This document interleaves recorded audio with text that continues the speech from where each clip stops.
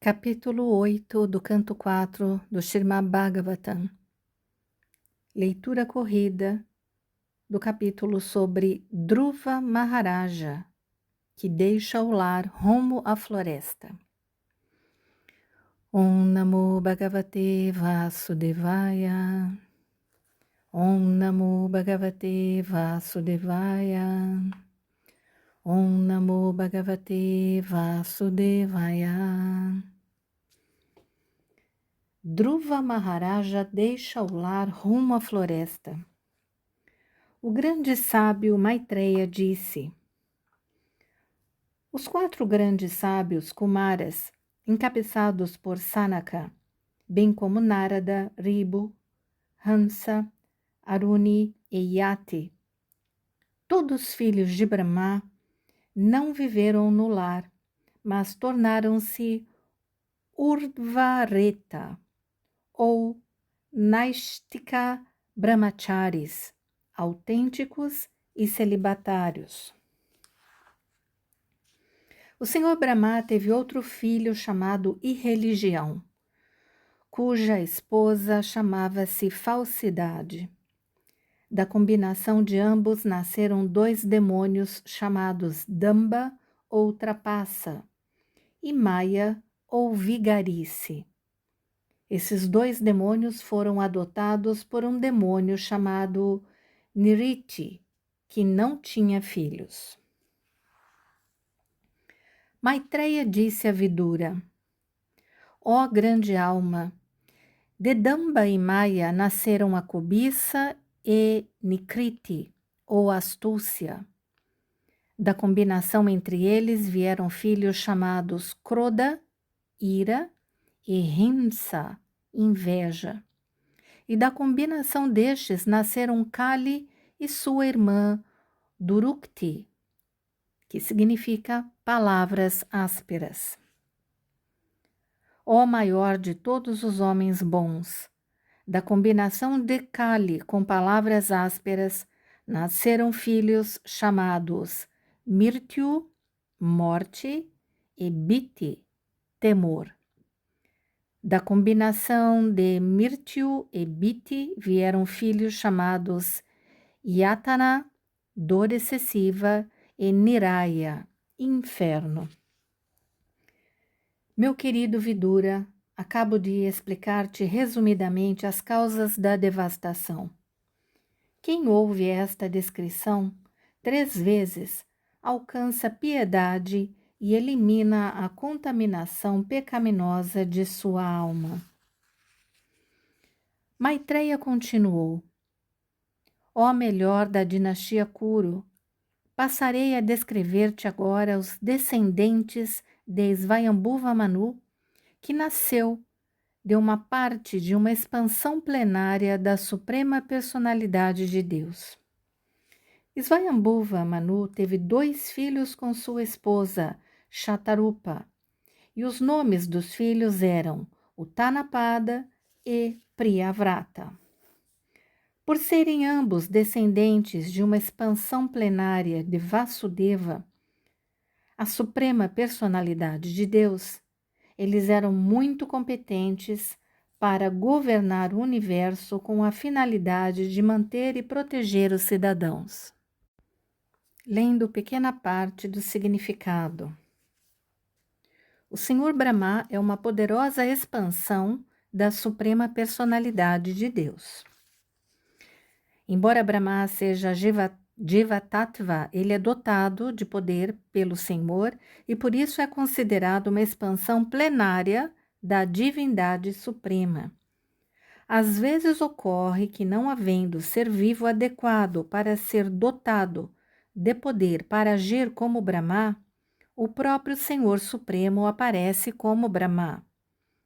Brahma é a expansão plenária da Suprema Personalidade de Deus, e Svayambhuva Manu era o filho direto de Brahma. Uttanapada e Priyavrata foram dotados de poder pela Suprema Personalidade de Deus, ao contrário do grande rei Rishabha, que era a própria Suprema Personalidade de Deus. Prosseguindo, o rei Utanapada tinha duas rainhas, chamadas Suniti e Suruchi. Suruchi era muito mais querida pelo rei. Suniti, cujo filho chamava-se Dhruva, não era sua favorita. Certa vez, o rei Utanapada acariciava Utama, o filho de Suruchi, tendo-o sentado em seu colo. Embora Dhruva Maharaja também tentasse subir ao colo do rei, este não o acolheu bem. Este não o acolheu muito bem. Verso 10. Enquanto o menino Dhruva Maharaja procurava subir ao colo de seu pai, Suruchi, sua madrasta, ficou com muita inveja da criança e, cheia de orgulho, pôs-se a falar de modo a ser ouvida pelo próprio rei.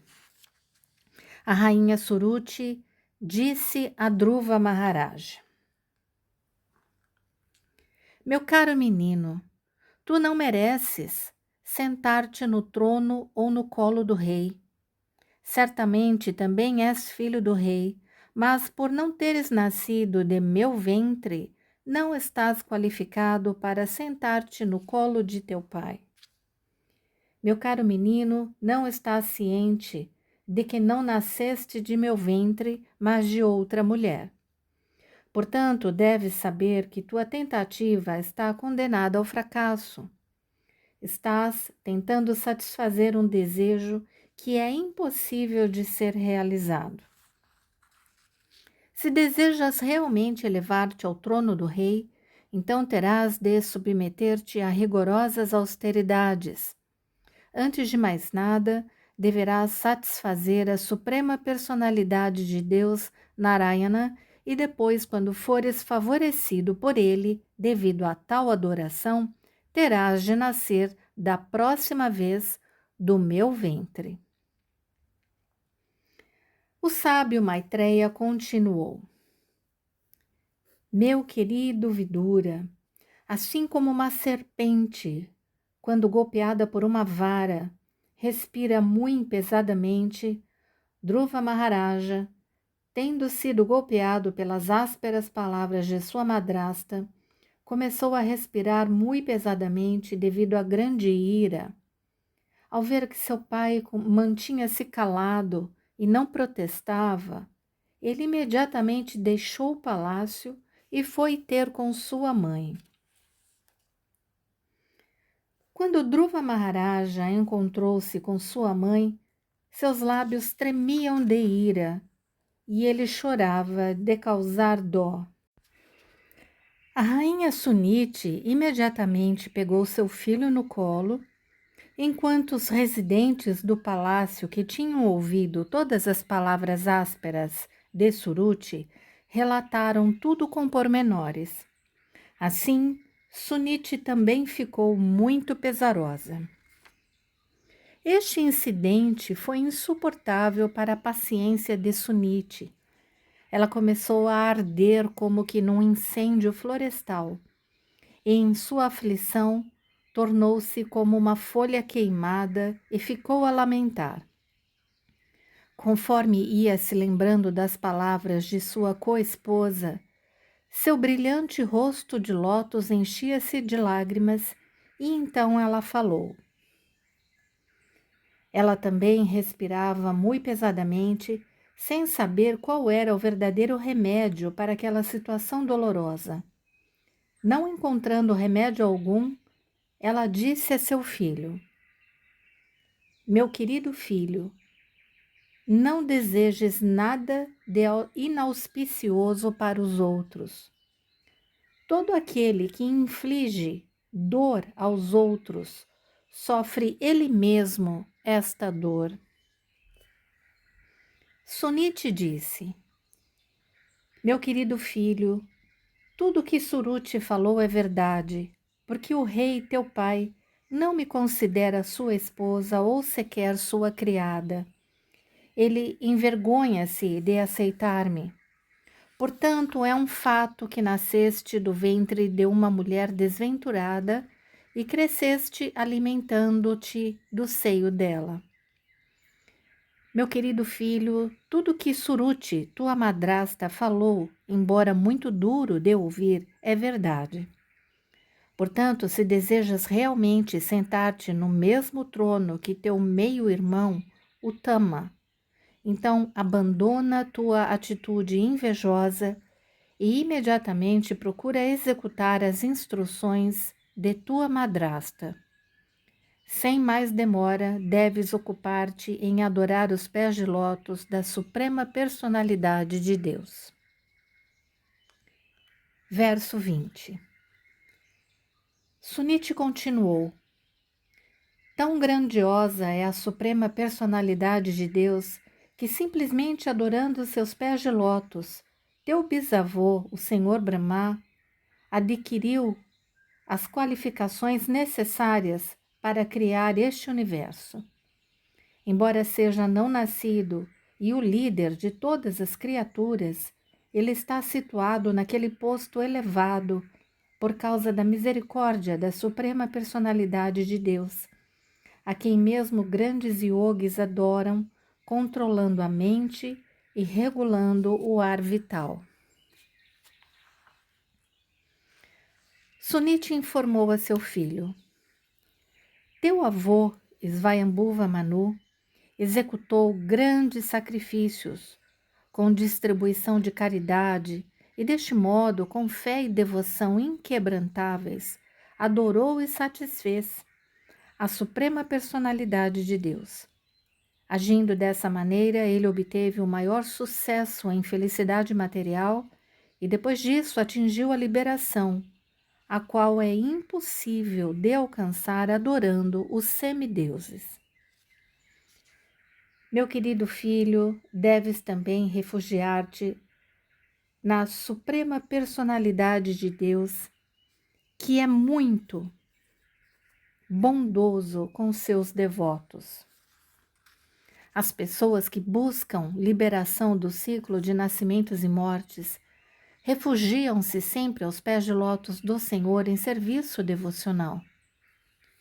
Purificando-te mediante a execução da ocupação a ti designada, simplesmente situa a Suprema Personalidade de Deus em teu coração e, sem te desviares por um momento, ocupa-te sempre a serviço dele. Meu querido Dhruva, quanto a mim, não encontro ninguém que possa mitigar tua aflição além da Suprema Personalidade de Deus, cujos olhos são como pétalas de lótus. Muitos semideuses, tais como o Senhor Brahma, buscam o prazer da deusa da fortuna, mas a própria deusa da fortuna, com uma flor de lótus em sua mão, está sempre pronta a prestar serviço ao Senhor Supremo. O grande sábio Maitreya continuou: a instrução de Suniti, a mãe de Dhruva Maharaja, destinava-se realmente à satisfação de seu objetivo desejado. Portanto, após deliberada consideração e com inteligência e determinação fixa, ele deixou a casa paterna. O grande sábio Narada ficou sabendo desta notícia e, compreendendo todas as atividades de Dhruva Maharaja, ficou maravilhado.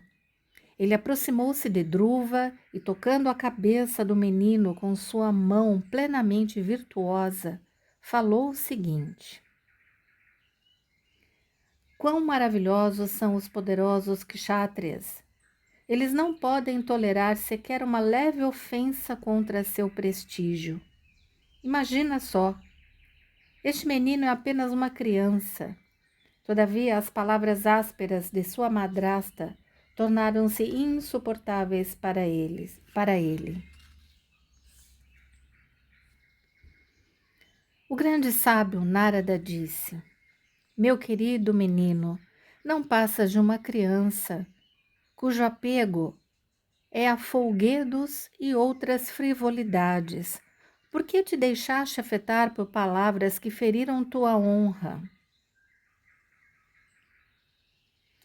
Meu querido Dhruva, se sentes que tua honra foi ferida, ainda assim não tens motivo para insatisfação. Esta classe de insatisfação é mais um aspecto da energia ilusória. Todas as entidades vivas são controladas por suas ações anteriores, e por isso existem diferentes variedades de vida, de gozo ou de sofrimento.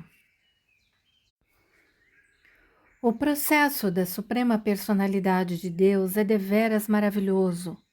Quem é inteligente deve aceitar este processo e contentar-se com qualquer coisa que venha, favorável ou desfavorável, por sua vontade suprema. Verso 30. Agora resolveste te submeter ao processo místico de meditação de acordo com a instrução de tua mãe, simplesmente para alcançar a misericórdia do Senhor. Porém, na minha opinião, tais austeridades não são possíveis para nenhum homem comum. É muito difícil satisfazer a suprema personalidade de Deus. Narada Muni continuou. Após tentar este processo por muitos e muitos nascimentos e permanecerem desapegados da contaminação material, colocando-se continuamente em transe e praticando muitas espécies de austeridades, muitos yogis místicos mostraram-se incapazes de encontrar o fim do caminho da compreensão de Deus. Por esta razão, meu querido menino, não deves esforçar-te por isso. Não lograrás o sucesso. É melhor que vás para casa. Quando estiveres crescido pela misericórdia do Senhor, obterás uma oportunidade de executar estas realizações místicas. Poderás, então, dedicar-te a este processo. Todos devem tentar manter-se satisfeitos em qualquer condição de vida, seja na aflição, seja na felicidade, que a vontade suprema lhes ofereça. Alguém que persevere dessa maneira é capaz de cruzar a escuridão da ignorância muito facilmente.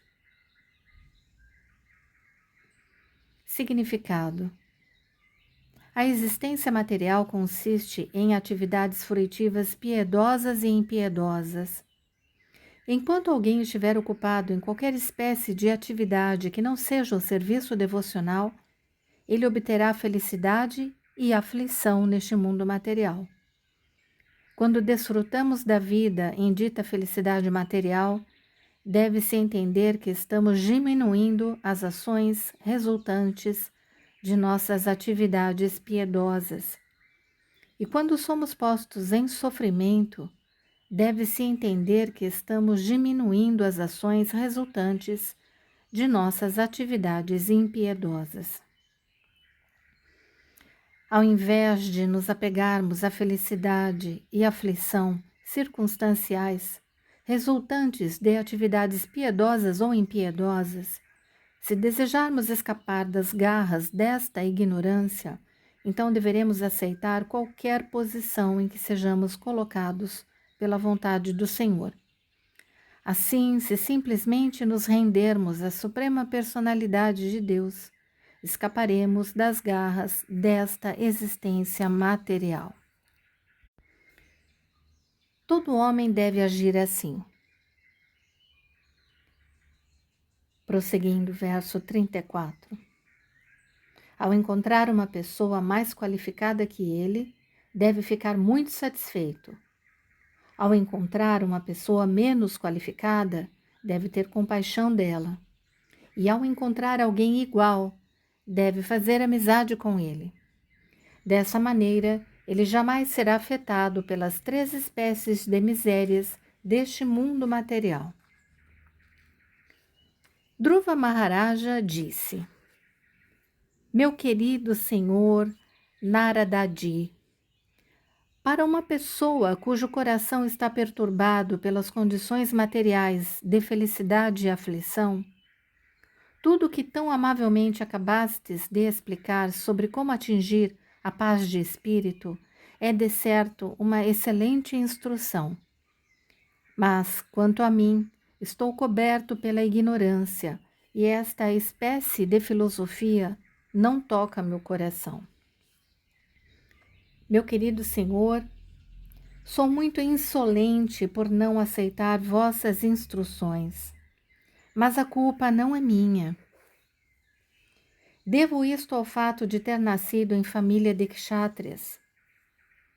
Minha madrasta, Suruchi, trespassou-me o coração com suas palavras ásperas.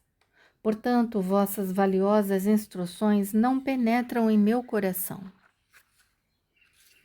Ó Brahmana erudito, meu desejo é ocupar uma posição mais elevada do que qualquer posição já atingida dentro dos 3 mundos, por qualquer pessoa, mesmo por meus pais e avós.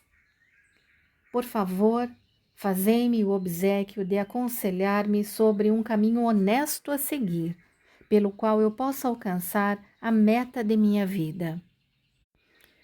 Meu querido Senhor, sois um digno filho do Senhor Brahma e viajais, tocando vosso instrumento musical, a vinha, para o bem-estar de todo o universo.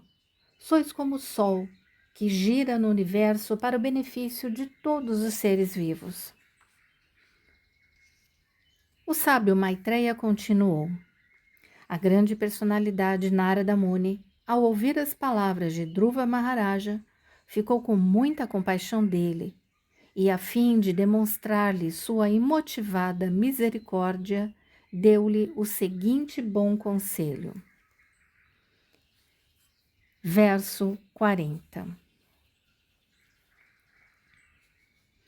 O grande sábio Narada disse a Dhruva Maharaj: a instrução dada por tua mãe, Suniti, de seguires o caminho do serviço devocional à Suprema Personalidade de Deus, é justamente adequada para ti. Portanto, deves absorver-te inteiramente no serviço devocional ao Senhor. Qualquer pessoa que deseje os frutos dos 4 princípios, religiosidade, desenvolvimento econômico, gozo dos sentidos e, finalmente, liberação, deve ocupar-se em serviço devocional à Suprema Personalidade de Deus, pois a adoração a seus pés de lótus produz a satisfação de todos esses desejos. Meu querido menino, desejo-te, pois, toda a boa fortuna. Deves ir até a margem do Yamuna, onde existe uma floresta sagrada, chamada Madhuvana, e ali purificar-te. Simplesmente indo lá, uma pessoa aproxima-se mais da Suprema Personalidade de Deus que sempre vive ali. Narada Muni instruiu: meu querido menino, nas águas do rio Yamuna, que é conhecido como Kalindi ou Kalindi, deves tomar 3 banhos diariamente, porque essa água é muito auspiciosa, sagrada e limpa. Após banhar-te, deves executar os princípios regulativos necessários para a Ashtanga Yoga e então sentar-te em teu asana, assento, numa posição calma e silenciosa. Após sentar-te em teu assento, pratica as 3 espécies de exercícios respiratórios e assim gradualmente controla o ar vital, a mente e os sentidos. Liberta-te inteiramente de toda a contaminação material e, com grande paciência, começa a meditar na Suprema Personalidade de Deus. Descreve-se aqui a forma do Senhor, no verso 45. O rosto do Senhor é perpetuamente belíssimo e de expressão agradável. Para os devotos que o veem, ele nunca parece insatisfeito e está sempre disposto a conceder-lhes bênçãos. Seus olhos, suas sobrancelhas bem decoradas, seu nariz afilado e sua ampla testa são todos belíssimos. Ele é mais belo que todos os semideuses. Narada Muni continuou: a forma do Senhor é sempre jovem. Todo membro e cada parte do seu corpo são corretamente formados, livres de defeitos. Seus olhos e lábios são rosados como o sol nascente. Ele está sempre disposto a dar abrigo à alma rendida, e qualquer pessoa que tenha a fortuna de contemplá-lo sente satisfação plena. O Senhor é sempre digno de ser o mestre da alma rendida, pois ele é o oceano de misericórdia. Descreve-se ainda o Senhor como portador da marca de Shrivatsa, ou assento da deusa da fortuna, e sua compleição corpórea é de cor azulada profunda. O Senhor é uma pessoa, usa guirlanda de flores e manifesta-se eternamente com 4 mãos, que seguram, começando da mão esquerda inferior, o búzio, a roda, a massa e a flor de lótus.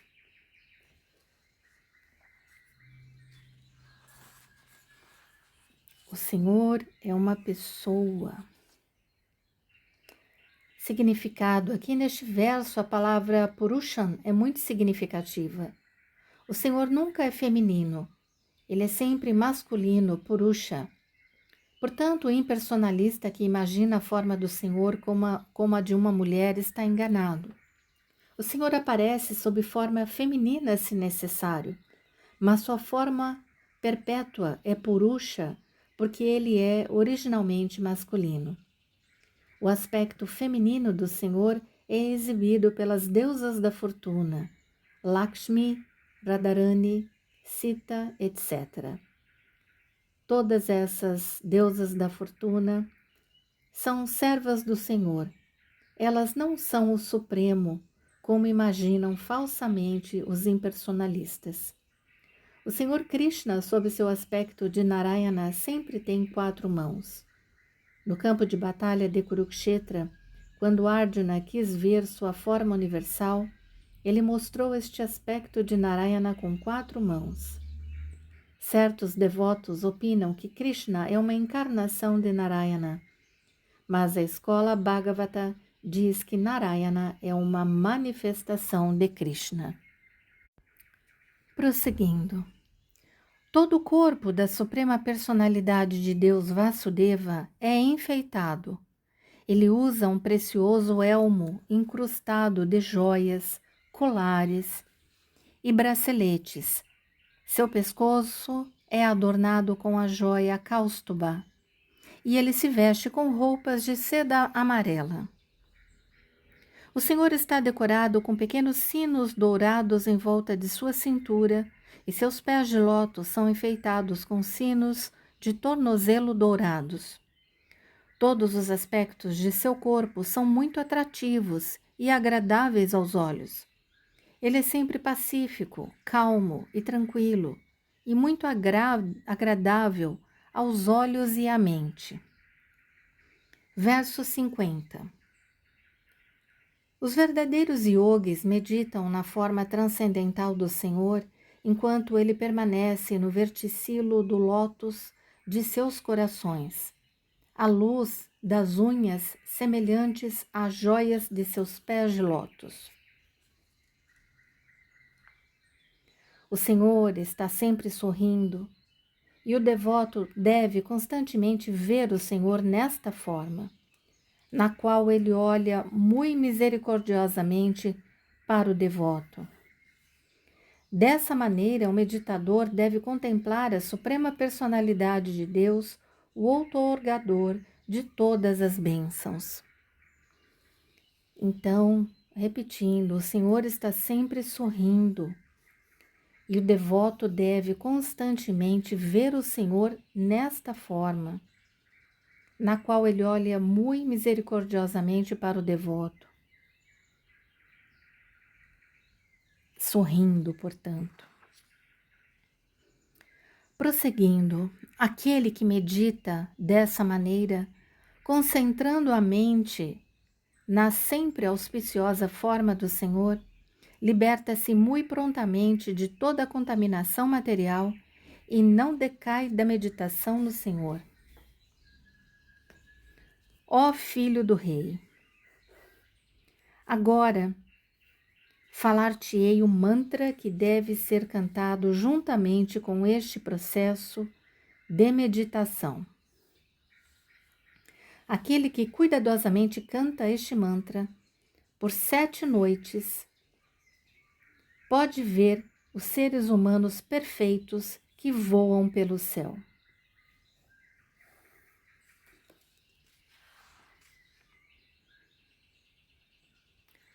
Om Namo Bhagavate Vasudevaya.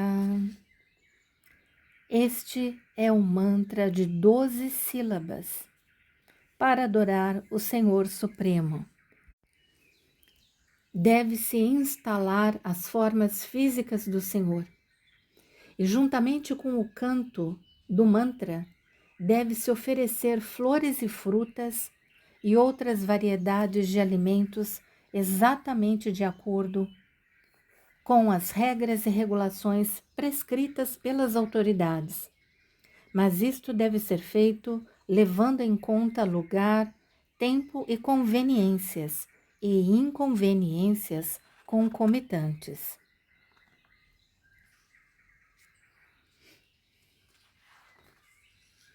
Deve-se adorar o Senhor oferecendo-lhe água pura, guirlandas de flores puras, frutas, flores e legumes, que são disponíveis na floresta, ou colhendo gramíneas recém-brotadas, pequenos botões de flores, ou até mesmo cascas de árvores. E, se possível, oferecendo-lhe folhas de tulasi, que são muito queridas pela Suprema Personalidade de Deus. É possível adorar uma forma do Senhor feita de elementos físicos, tais como terra, água, polpa, madeira e metal.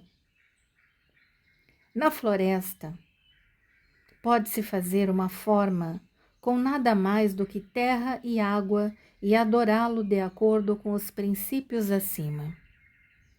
O devoto que tem pleno controle sobre si mesmo deve ser muito sóbrio e pacífico e deve contentar-se simplesmente com comer as frutas e vegetais disponíveis na floresta. Eu vou ler uma parte do significado, porque é importante que se entenda que isso não é uma idolatria, porque é o próprio Senhor, não é qualquer outra forma e um Deus criado. É o próprio Senhor ali, o próprio Deus. Então, é essencial para um devoto adorar a forma do Senhor e não somente meditar na forma do Senhor dentro de sua mente com o cantar do mantra dado pelo mestre espiritual. A adoração da forma deve estar presente. O impersonalista dá-se ao incômodo desnecessário de meditar em algo impessoal ou adorar algo impessoal, e o caminho é muito precário. Somos desaconselhados a seguir o método impersonalista de meditar ou adorar o Senhor.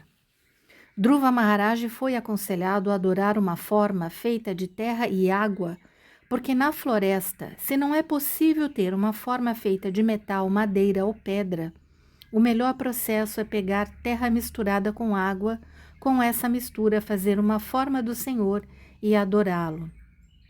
Portanto, amigos, essa forma feita não é qualquer coisa, é o próprio Deus. O devoto não deve ficar ansioso acerca de cozinhar alimentos.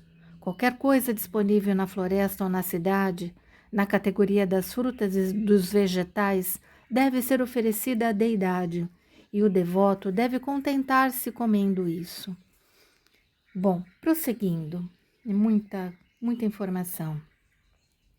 Meu querido Dhruva, além de adorar a deidade e cantar o mantra 3 vezes por dia, deves meditar nas atividades transcendentais da Suprema Personalidade de Deus sob suas diferentes encarnações, como são manifestas por sua vontade suprema e por suas potências pessoais. Deve-se seguir os passos dos devotos anteriores no que diz respeito a como adorar o Senhor Supremo com a parafernália prescrita, ou deve-se oferecer adoração dentro do coração, recitando um mantra para a personalidade de Deus, que não é diferente do mantra. E também, amigos, da forma criada especificamente para Ele, para Deus. Qualquer pessoa que desse modo se ocupe em serviço devocional ao Senhor, séria e sinceramente, com mente, palavras e corpo, e que esteja fixa nas atividades dos métodos devocionais prescritos, é abençoada pelo Senhor de acordo com seu desejo. Se um devoto deseja religiosidade material, desenvolvimento econômico, gozo dos sentidos ou liberação do mundo material, ele recebe esses resultados.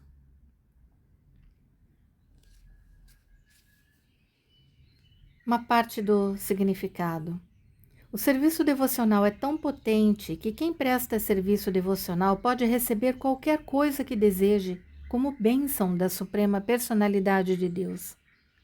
As almas condicionadas estão muitíssimo apegadas ao mundo material e, assim, executando ritos religiosos, elas desejam os benefícios materiais conhecidos como Dharma e Artha. Verso 61. Quem leva a liberação a sério deve dedicar-se com afinco ao processo de transcendental serviço amoroso, ocupando-se 24 horas por dia na fase mais elevada de êxtase, e deve certamente afastar-se de todas as atividades de gozo dos sentidos.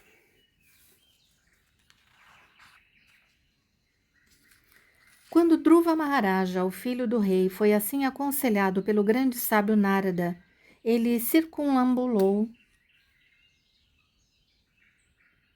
Narada, seu mestre espiritual, e ofereceu-lhe respeitosas reverências. Depois ele partiu rumo a Madhuvana, que está sempre marcada pelas pegadas de lótus do Senhor Krishna e que, portanto, é especialmente auspiciosa.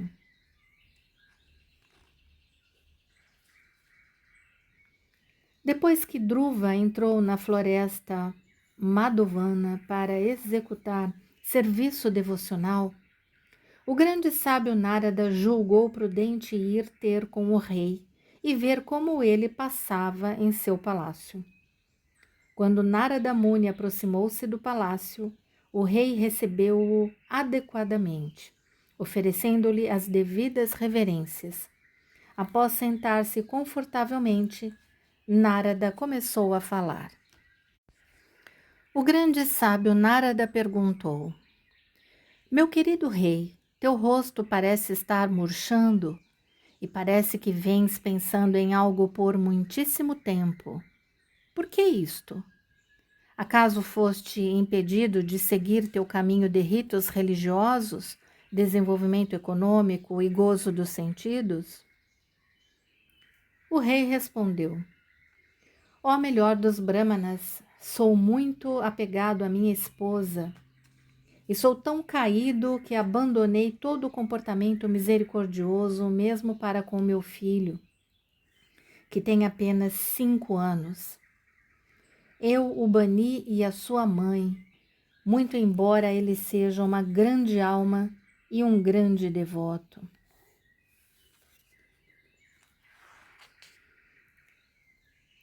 Meu querido Brahmana, o rosto do meu filho era como uma flor de lótus. Estou pensando em suas precárias condições. Ele está desprotegido e talvez esteja com muita fome. Talvez tenha deitado em alguma parte da floresta e os lobos o tenham atacado e comido seu corpo. Ai de mim, vê só como minha esposa me dominou. Imagina só a minha crueldade. Por amor e afeição, o menino tentava subir em meu colo, mas eu não recebi. Nem sequer o acariciei por um momento. Imagina só quão duro é meu coração. O grande sábio Narada respondeu: Meu querido rei, não te aflijas quanto a teu filho. Ele está bem protegido pela suprema personalidade de Deus. Embora não estejas realmente informado da influência dele, sua reputação já se espalha por todo o mundo. Meu querido rei, teu filho é muito competente. Ele executará atividades que seriam impossíveis mesmo para grandes reis e sábios. Muito brevemente ele terminará sua tarefa e voltará ao lar. Deves saber também que ele espalhará a tua reputação por todo o mundo.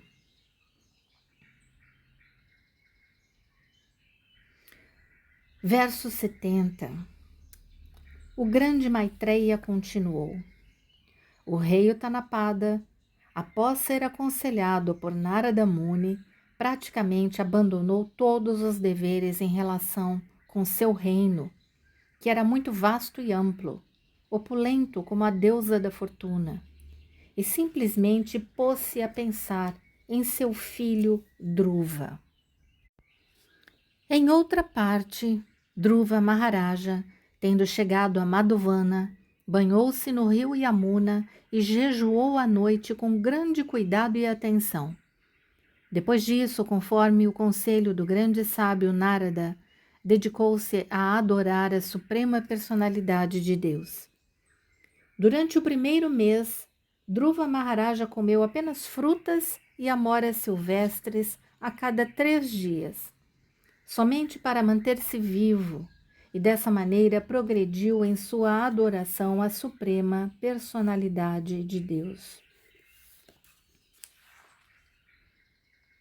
No segundo mês, Dhruva Maharaja comeu somente a cada 6 dias, e ele usava como comestíveis grama e folhas secas.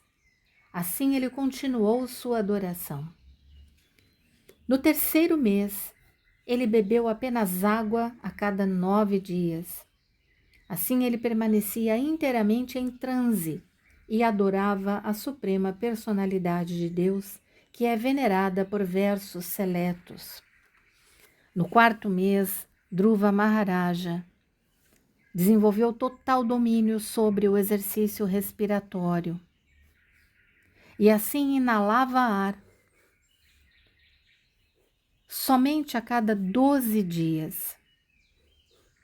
Dessa maneira, ele se fixou completamente em sua posição e adorou a suprema personalidade de Deus.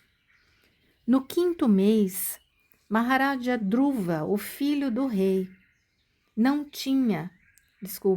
já tinha tão perfeito controle de sua respiração que era capaz de ficar em pé sobre uma perna só. Assim como uma coluna permanece erguida, sem movimento, e concentrar sua mente plenamente no Parabrahman.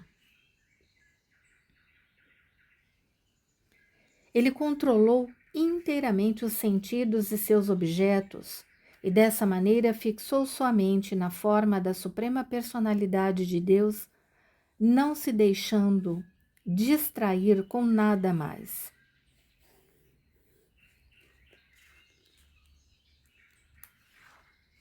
Quando Dhruva Maharaja atraiu assim a suprema personalidade de Deus, que é o refúgio da totalidade da criação material e que é o Senhor de todas as entidades vivas, os três mundos começaram a tremer.